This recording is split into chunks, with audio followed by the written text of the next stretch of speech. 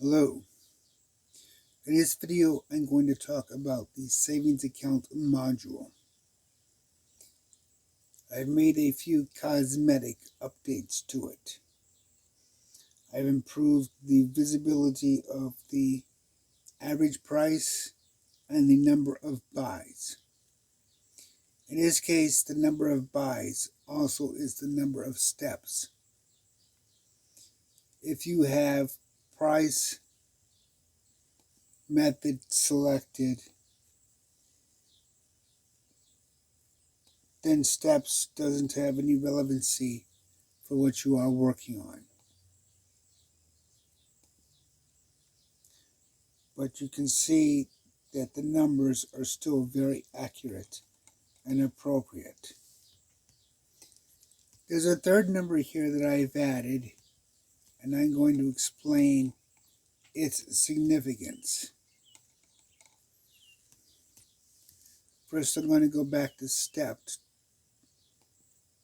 because that is the default and most likely what everybody will use.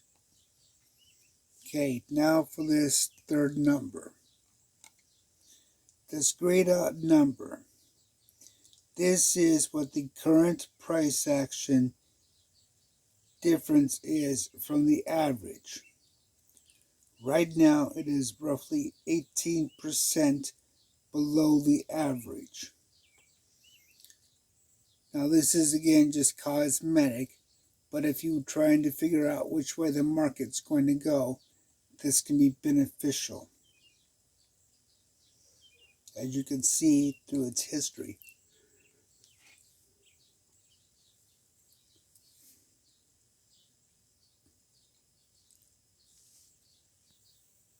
So, let's zoom this out.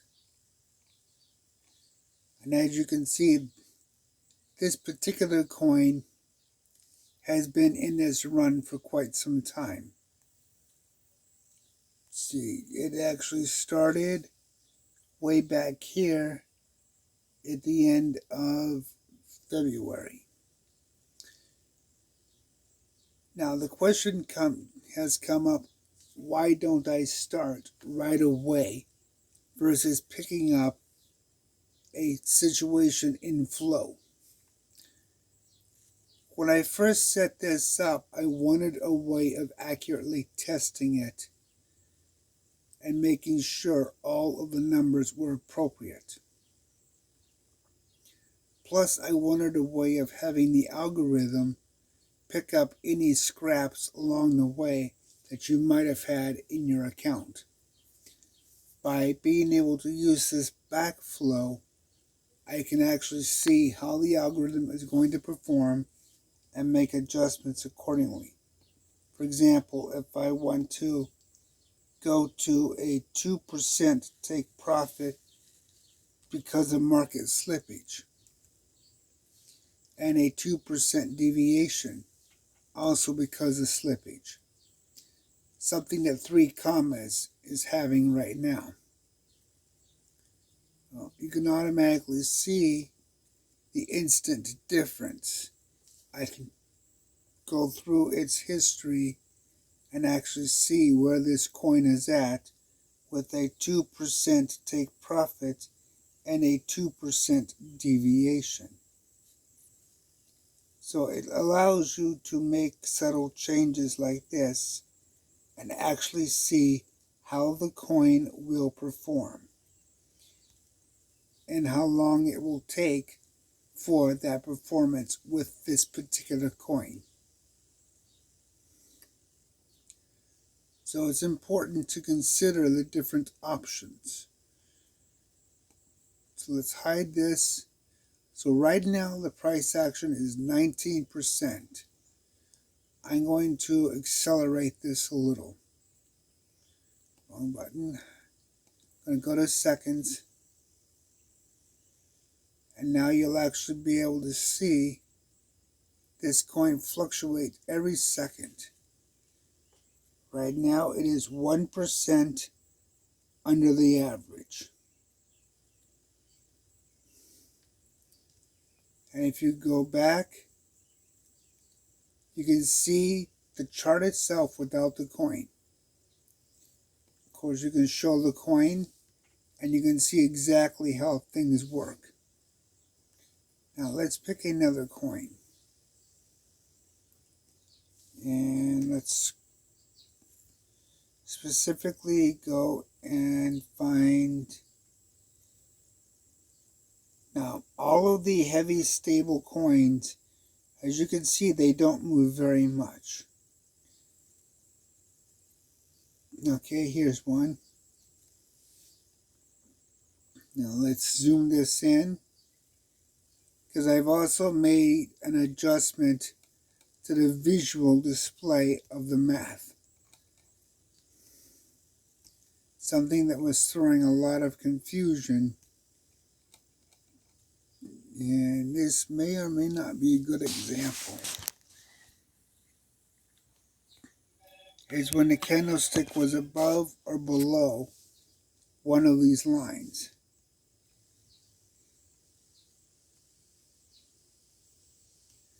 Let's go to a higher time frame where we can quickly demonstrate this.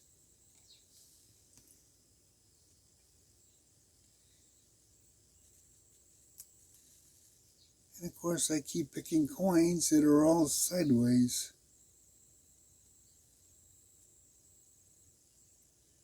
Sideways, sideways.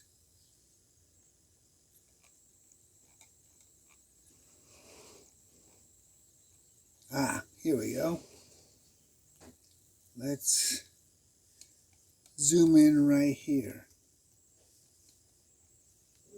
And maybe this one will give an example.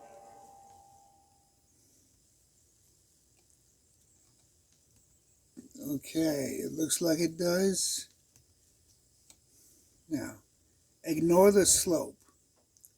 Where this line is right here and it stops. This candlestick is completely above the take profit. So the graphics now render this properly. And then it slopes up to where the new take profit is, appropriate to this candlestick. So let's go find that buy signal. That's over here. Same thing. The candlestick is completely below the deviation line. And then you see it sloping down to the new deviation price, which is 1%. Actually, I think it's 2% now below this. Yep, so let's set this back to default.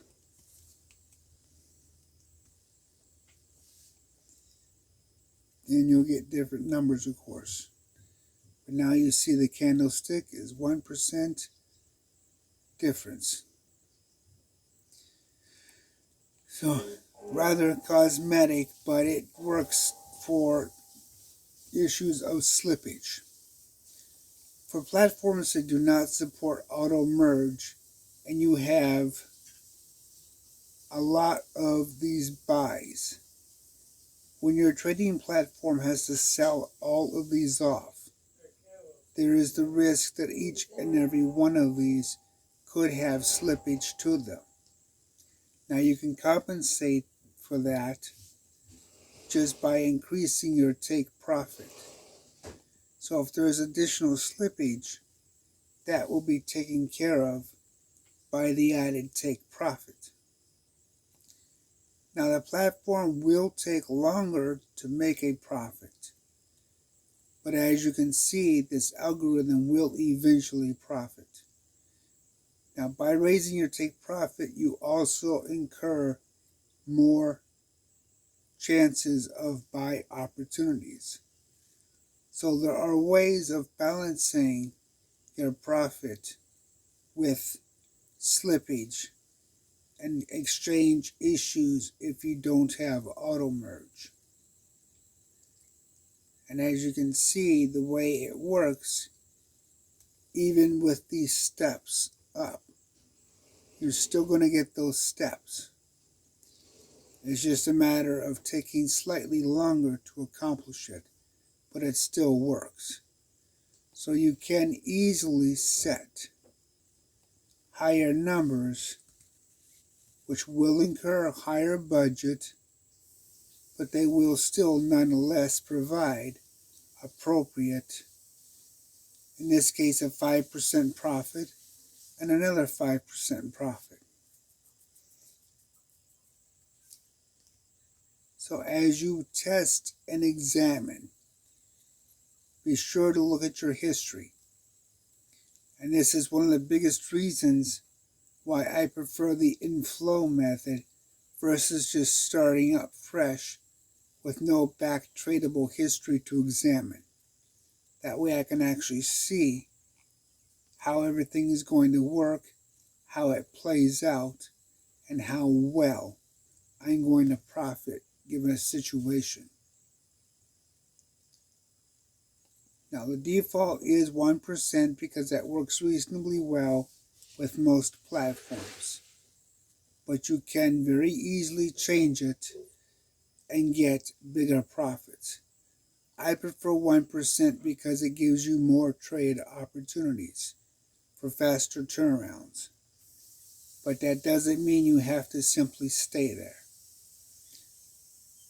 Take a look at the chart, play with the numbers, try different combinations. Don't limit your thinking in terms of what you may or may not have. You may find that waiting a little longer for your budget and risk assessment is worth the additional percentage. Remember, this algorithm is going to cover the entire volume of the coin. All you have to worry about is that you have the budget. Each step is 1% below the last. So you never have to worry about that issue.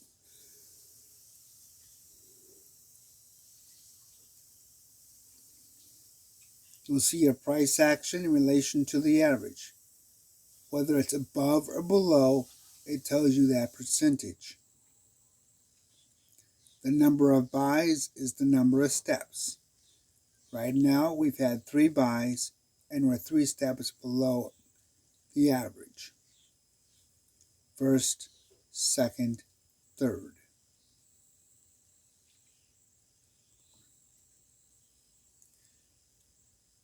This one is 7 steps below the average.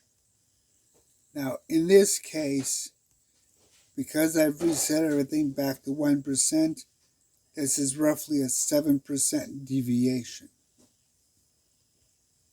So there's ways of keeping very simple track of your numbers and your situations. Always look at the history of the coin to make the best decisions.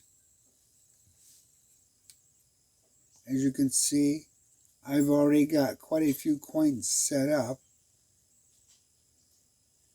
doing different kinds of tests. And one of my favorites really is BAT.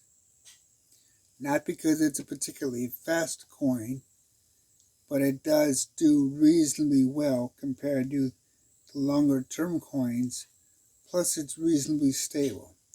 So if you do want to look into the faster coins, there are good choices. If you're not sure, always stay with the top 13. These are your best choices because they are the most stable, even if they are the slowest. Remember that the whole purpose of this module is not to win any races, but to take its time getting pennies a day. Because all it has to do is make $1 in a few days to beat out most American savings accounts. It's not meant to win races and be fast. It's meant to take in profits appropriate to what would be considered a savings account. So look at your take profit, look at your deviations.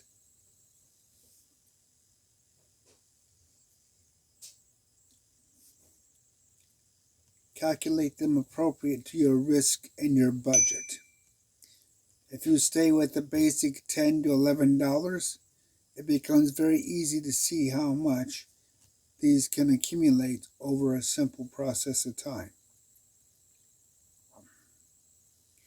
I prefer to look for 10 or less just as a rough guideline, but I plan for just in case that it might go to say 12 or 13 under the right market. So if I have a rough estimate of 10 buy signals for maximum, when I set my bot up, I will set it up for a maximum of 20 possible signals. And if you're using Crypto Hopper, be sure you turn on auto merge. That will make a big difference in helping you track this. If you're using 3 commas, be sure to test both close all deals at market price and test the closed deals. With 3 commas, you can actually set up 2 different paper bots with the same coins and only that being the difference, and get a comparison as to which one will work best for your own situation. Now, if you're using the fail-safe blueprint, you do not need to update to this. The 3 commas fail-safe blueprint does a good job. If you're not using the 3 commas fail-safe blueprint and you want to try this, say on Crypto Hopper or Profit Trailer, it works pretty much the same. Remember, always test with paper first. Always. And right now, 3 commas is having some issues with their paper account, and I don't know if those issues affect the real bots yet. I'm still trying to investigate that. So trade carefully and trade smartly. Until next time.